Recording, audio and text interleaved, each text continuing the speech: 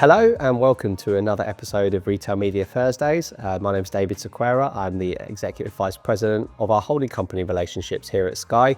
And today we have Josh Clarkson from Mars. Hey Josh, so just to start, would you like to introduce yourself and a bit more about your role? Yeah, so I'm the global lead for retail media at Mars Wrigley. So I sit in our marketing and media team, and my role is to integrate all of our retail media activities within our wider media and marketing planning and mix. So that's, are we fit for purpose from an organizational standpoint, financial, and also how do we execute in the best way with our retail partners? Cool. I mean, there's a lot going on in the industry, as we know, so it's quite interesting. Quick one then, where are we today? What made you pick this pub? We are in the Warwick Castle. I picked it for two main reasons. One, it's really near my office, so it's a nice, easy walk down. And two, I lived in the US for the last 2 years, and there's a time and a place for a sports bar, but I really miss like a good old pub with like old radiators, fireplaces, wooden tables, and this pub has that, and they do a pretty good fish finger butty at lunch. So yeah, it's a good choice. So where are you in the US? I was actually based in Kansas City, so slap bang in the middle. But I did a bit of traveling all over, so yeah. So Josh, now we're thinking about retail media. That's why we're here today. So, you know, lots of different companies think about retail media and define it in many different ways. How do you personally think about it? So I think there's two ways. I'd love to have one definition, but it's not that simple. I think there's two tiers to how you define retail media. There's retail media defined by retailers, which is slightly different because it's becoming more and more common to report it on quarterly earnings reports. Now it seems everything that used to be shopper marketing is thrown under there because it's a growing, highly profitable part of their business. So there's that piece. And then from a sort of brand perspective, I think we look at it more as, how can it be attributable? So retail media being attributable, potentially retailer-owned ad inventory, but it's got to be attributable and it's got to use retailer proprietary data. And those two things, that attribution and that retailer data, mean that you can actually start joining up the customer journey. It's not, I'm running an ad on Meta and it directs to a retailer. It's not, because that's the same as just running an out-of-home ad that's near to a store. It's how do you join up the journey using the retailer's data and ultimately either attribute the customer's journey or ultimately a sale to how they've interacted with your brand.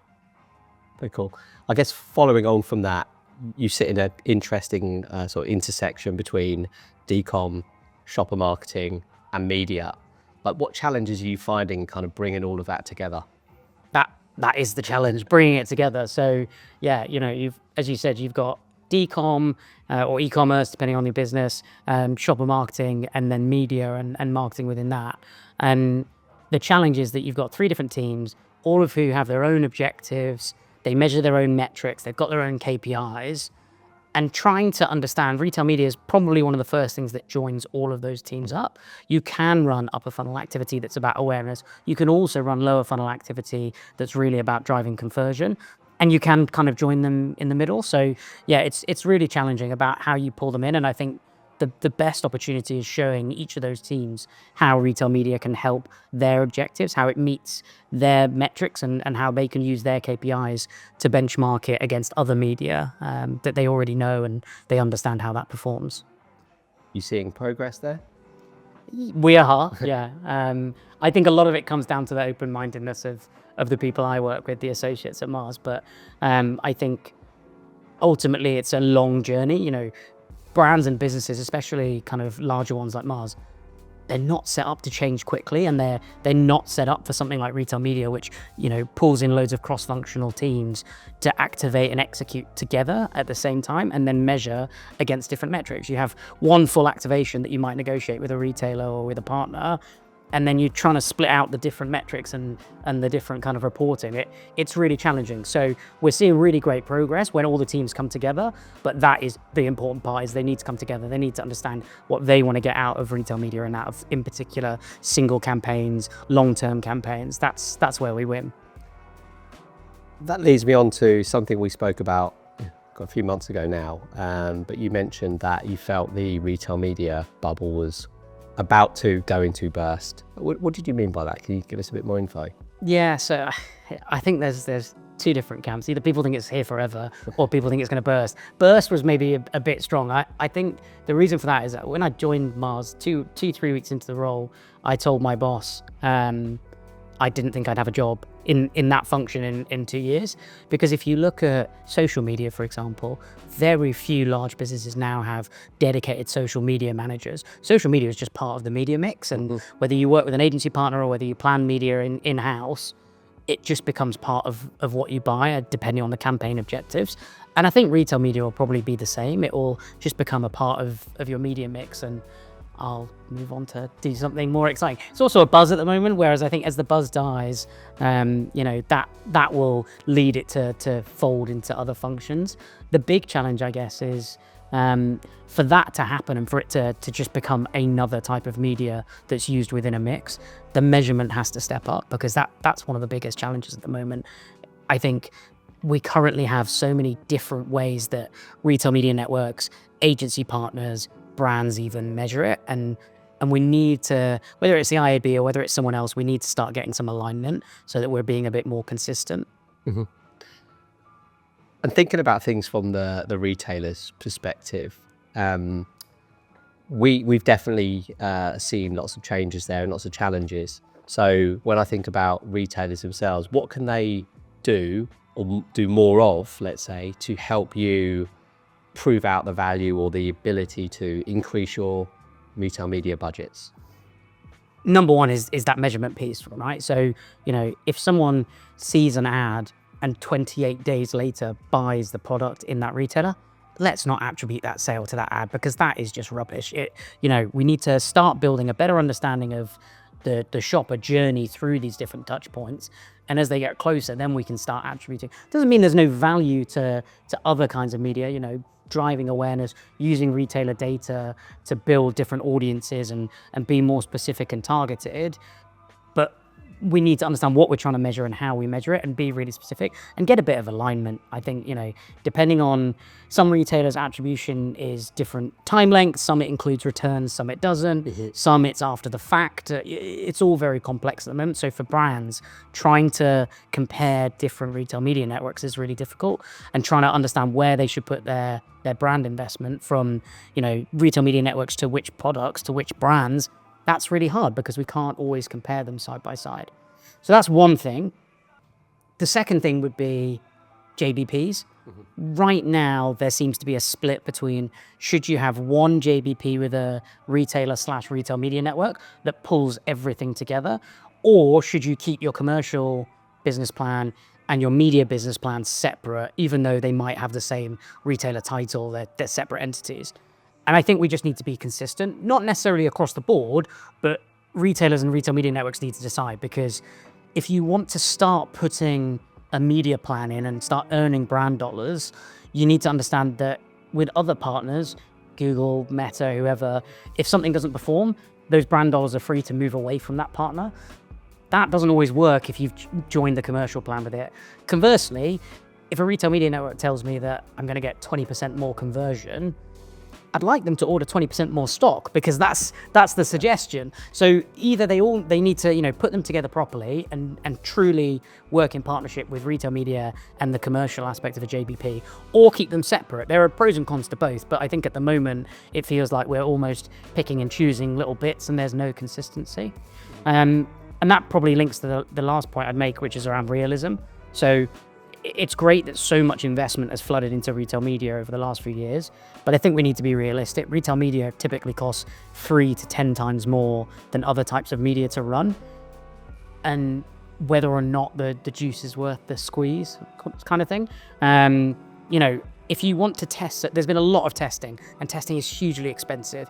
It's great that we've tested so many different things. I think they sit on a brand side in a test and learn agenda. I would question how much learning has actually happened, and we need to accelerate that learning. If something doesn't work, it shouldn't be repackaged or tested in a different way. It doesn't work. Either it should be gone from the inventory list, or it needs to be tailored tweaks in a way that makes it work.